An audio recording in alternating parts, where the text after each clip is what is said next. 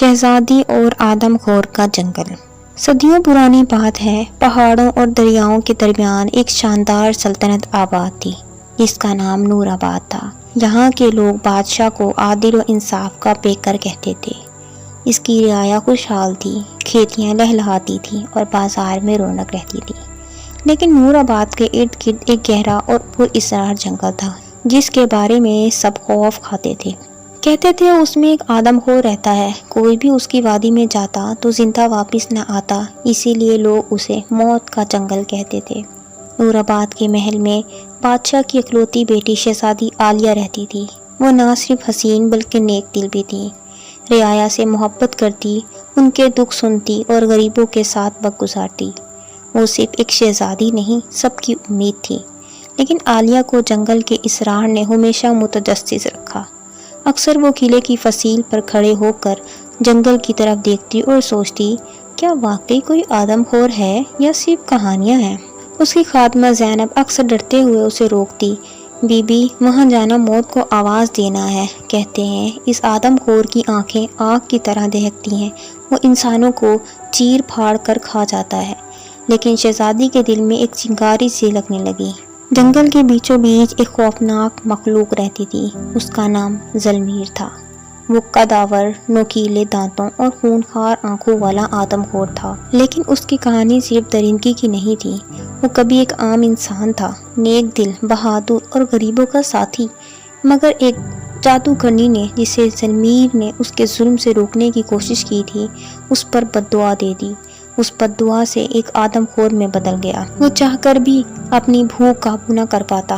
جب بھوک بڑھتی تو وہ انسانوں کو شکار کرنے پر مجبور ہو جاتا۔ یہی وجہ تھی کہ صدیوں سے لوگ اسے محض درندہ سمجھتے، مگر کوئی اس کی کہانی سننے والا نہ تھا۔ ایک دن کچھ تاجر نور آباد کے قریب سے گزر رہے تھے۔ وہ جنگل کے کنارے پر رکے ہی تھے کہ زلمیر ان پر ٹوٹ پڑا۔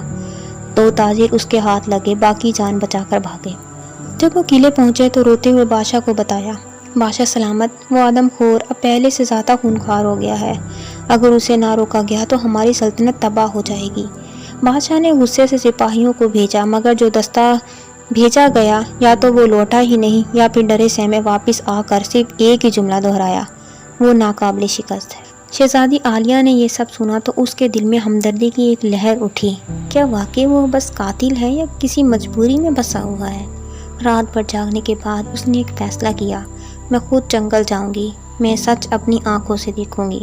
اگلی صبح وہ ایک سادہ چادر اوڑھ کر، ایک چھوٹا خنجر اور پانی کی مشکیزہ ساتھ لے کر محل سے نکل گئی۔ جیسے ہی وہ جنگل کے اندر داخل ہوئی، ماحول بدل گیا۔ درخت اونچے اور گھنے تھے، ہوا میں عجیب سی بو تھی، زمین پر ہڈیاں بکھری تھیں، پرندے خاموش تھے جیسے کسی بڑے خطرے کو جانتے ہوں۔ چند قدم آگے بڑھتے ہی ایک دھاڑ گونجی، عالیہ کا دل کانپ گیا، لیکن وہ رکی نہیں۔ سامنے ایک دیو قامت سایہ ابھرا، آدم خور زلمیر۔ زلمیر نے دھاڑ کر کہا، انسان، تم نے موت کو آواز دی ہے، یہاں سے فوراً چلی جاؤ ورنہ میں تمہیں بھی کھا جاؤں گا۔ شہزادی نے ہمت سے کہا، اگر واقعی تم اتنے ہی بے رحم ہو تو مجھے ابھی مار ڈالو، لیکن میری آنکھوں میں دیکھ کر بتاؤ، کیا تمہیں یہ سب اپنی مرضی سے کرنا پڑتا ہے؟ یہ الفاظ سن کر زلمیر لرز گیا۔ پہلی بار کسی نے اس سے یوں بات کی تھی۔ اس کی آنکھوں میں درد کی جھلک ابھری۔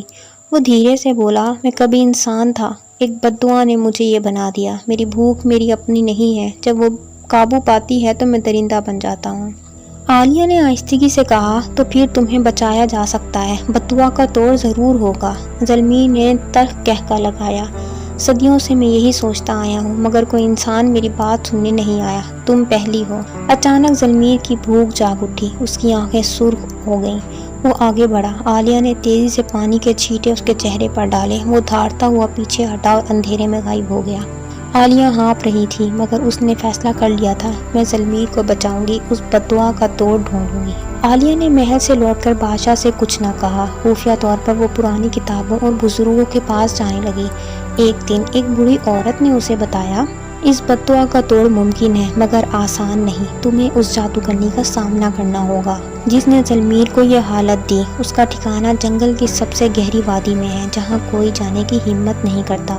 شہزادی نے عزم سے کہا، اگر یہ ظلم ختم ہو سکتا ہے تو میں ضرور جاؤں گی۔ عالیہ اکیلی رات کے اندھیرے میں جنگل کے قلب تک پہنچی۔ وہاں ایک غار میں جادوگرنی رہتی تھی، اس کے بال سانپوں کی طرح بل کھا رہے تھے، آنکھیں زہریلی تھیں۔ جادوگرنی نے کہکا لگایا، شہزادی تم اپنی موت خود میرے پاس لے کر آئی ہو۔ عالیہ نے نڈر لہجے میں کہا، میں موت سے نہیں ڈرتی، میں زلمیر کو آزاد کرانے آئی ہوں۔ جادوگرنی نے منتر پڑھنا شروع کیے، آسمان پر بادل چھا گئے، بجلی کڑکنے لگی، لیکن عالیہ نے اپنی مشکیزہ کا پانی زمین پر انڈیل کر دعا پڑھی۔ اچانک ایک روشنی نمودار ہوئی، جادوگرنی کی طاقت ٹوٹنے لگی، وہ چیختی ہوئی دھوئیں میں تحلیل ہو گئی۔ اسی لمحے زلمیر جنگل کے بیچ تڑپ رہا تھا، اس کے جسم سے دھواں نکلنے لگا، دانت اور ناخن سکڑنے لگے، آنکھوں کی آگ بجھ گئی۔ چند لمحوں بعد وہ دوبارہ ایک عام انسان کی شکل میں کھڑا تھا۔ اس نے حیرت سے اپنے ہاتھ دیکھے اور آنسوں میں ڈوبی آواز میں کہا، میں آزاد ہو گیا۔ شہزادی عالیہ اس کے سامنے آئی۔ ہاں، اب تم وہی ہو جو صدیوں پہلے تھے، تمہارے ظلم کا خاتمہ ہو گیا۔ زلمیر نے گھٹنوں کے بل بیٹھ کر کہا، شہزادی تم نے مجھے نئی زندگی دی ہے، میں کبھی احسان نہیں بھول سکتا۔ زلمیر نورآباد کے قلعے لایا گیا۔ جب بادشاہ کو حقیقت پتہ چلی تو اس نے اپنی بیٹی کی بہادری پر فخر کیا اور زلمیر کو رایا کے سامنے معافی کا موقع دیا۔ ابتدا میں لوگ ڈرتے تھے، لیکن جب انہوں نے دیکھا کہ وہ واقعی ایک نیک انسان ہے تو آہستہ آہستہ اسے قبول کرنے لگے۔ زلمیر نے اپنی باقی زندگی سلطنت کی خدمت اور غریبوں کی مدد میں گزاری۔ شہزادی عالیہ کی بہادری اور انسانیت کی مثال صدیوں تک سنائی جاتی ہے۔ اس کہانی سے ہمیں یہ سبق ملتا ہے کہ ہر خوف کے پیچھے حقیقت کو جاننا ضروری ہے۔ کبھی کبھی جو ہمیں دشمن دکھائی دیتا ہے وہ دراصل ایک مجبور انسان بھی ہو سکتا ہے۔ بہادری اور ہمت سب سے بڑی طاقت ہے جو سب سے گہری بددعا کو بھی توڑ سکتی ہے۔